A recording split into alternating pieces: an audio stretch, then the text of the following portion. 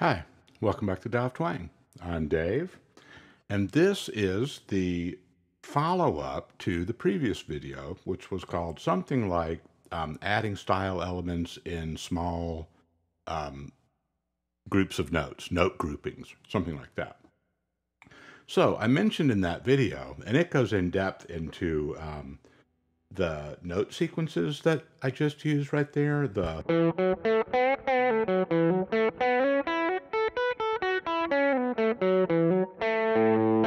most of that was A major pentatonic. Did a little minor pentatonic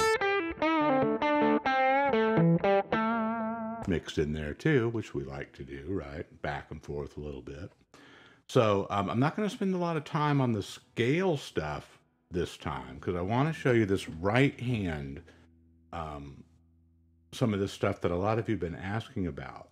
So I just want to point out once again that if you didn't see that previous video on the channel, it was probably about a week ago.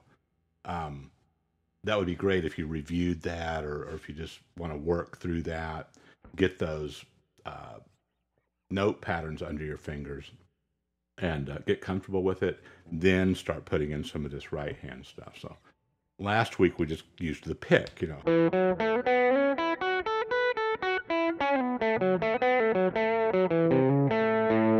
which is great. A lot of players used just the pick, throughout all of their playing, and it's brilliant. So this isn't necessarily something you need to do to add to that, but many of you have asked about this, what I'm doing with my right hand and with the extra kind of hybrid picking stuff that's going on with this finger, especially the middle finger. I'm going to keep this pretty straightforward. The thing that we were referring to as the four corners. There's A. If you got this kind of major pentatonic pattern.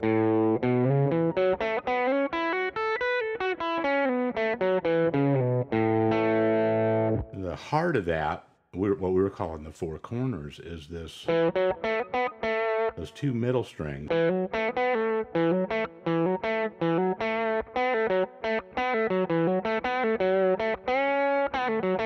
And then adding those elements, bending,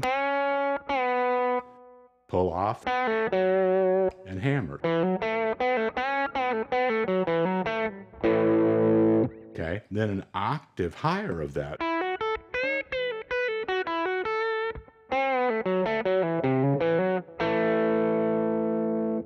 Don't mean to just blow through all that, but that's really worked out in that previous video.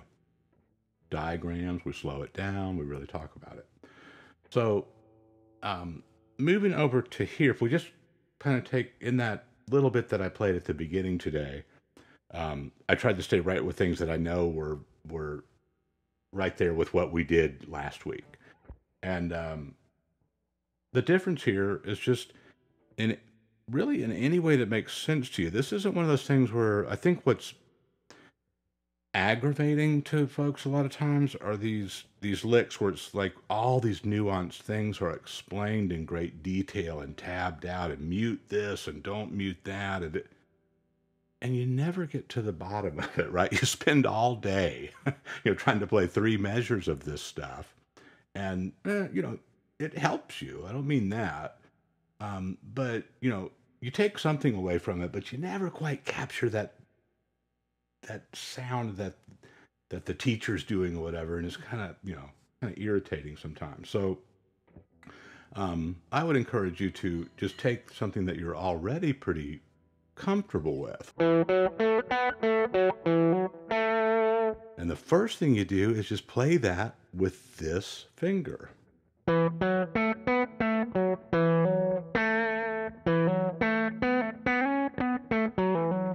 Now, that's going to wear you out quick. If you're not used to doing that, just do it for a few minutes. Do something else, come back and try it again later, because that's it. You don't think that little finger's going to make your whole arm. It will at first, right? If you're not used to that. But that's a good way to just kind of, really start off getting comfortable with it.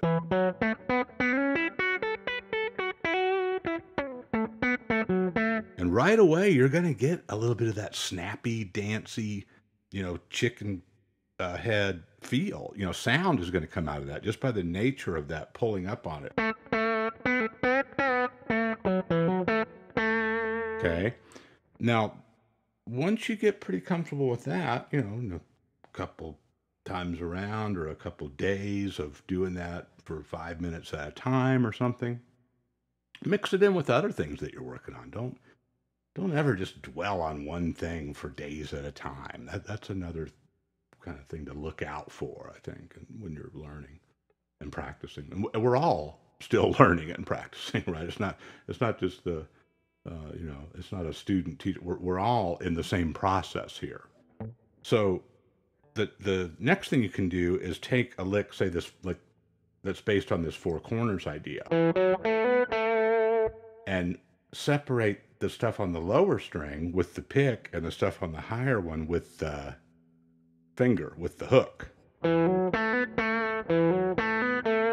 That makes sense? And then different combinations of that. Maybe I go, doesn't really matter to me so much that there's some technique that you have to adhere to all the time with it, right?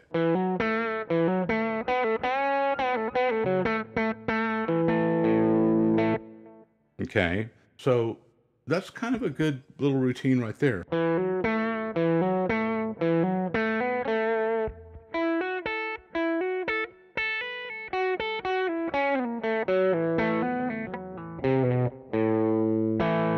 right, kind of sloppy down here. I was focusing more on this. And a lot of you have asked me about this, and so I'm trying to really, I'm kind of learning to pay attention to this in a different way. I've just been kind of doing my own version of it for so long. I haven't really thought about it that much. So again, this is not an exact thing that you need to do like what I'm doing, but these are practice ideas that I think will get you going on your own path.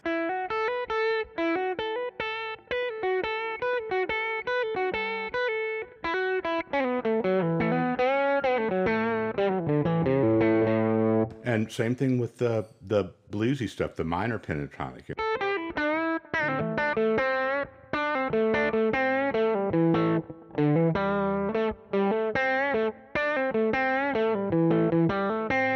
Okay, now a little bit about the muting is, if you're not used to moving your hand in here a little bit from back here to where you get it, you can practice that by just make a chord and just kind of pick two notes. Just pick those two corners there. Two of those four corners are in that A chord. And just kind of pick hook, pick hook, pick hook. You can press it down more and get more of a ring. Or release it, or, don't push down. And then different combinations.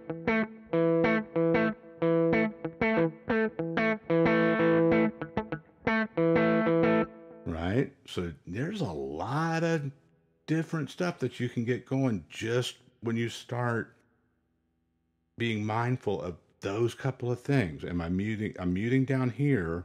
And really, you want to get into a habit of being in a mutable position down here, right? Doesn't really do you a lot, unless you just wanted to just really get wide open. Most of the time, you want to have that hand riding, past the saddle a little bit like that. And then the angle that you keep your hand in your arm affects it. There's so many nuances. Right? So this isn't just about going fast. It can be used to increase your speed. So let's say if you wanted to go.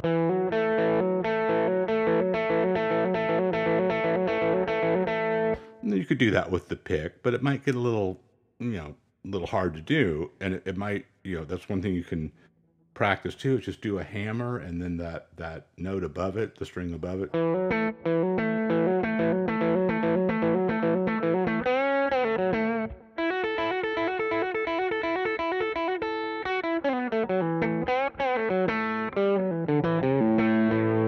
once in a while I'm going, think that old rock and roll stuff down here.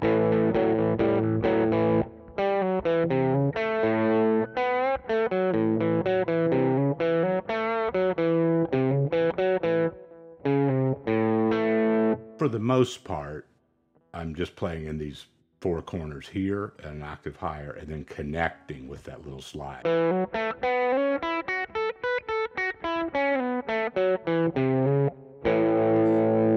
I like to go down to that power chord, you know, kind of that.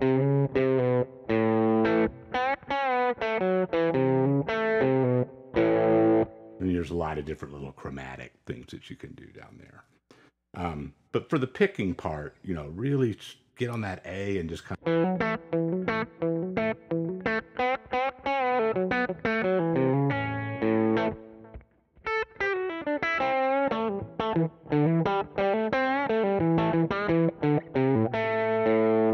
That's just.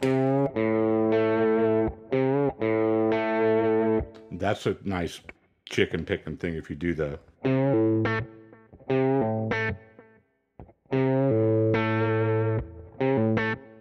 Little bit of delay sounds cool with this style too.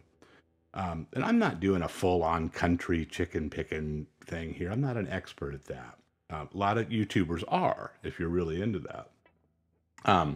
I like that style. I just haven't spent the time to really, you know, dedicate myself to that. So what I do is like most things, I weave it into my style. You know, I do a little bit of it with my rock blues stuff. So here's just a little example, and then I'll get you to the practice loop. We're using the same practice loop as the lesson from last week.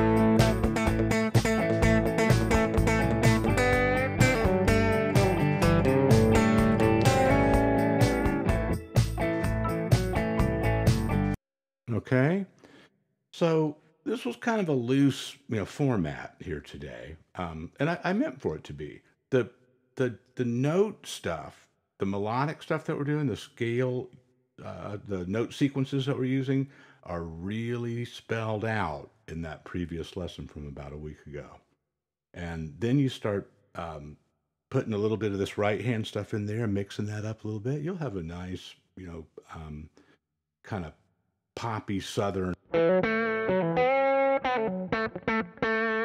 feel to those simple note sequences.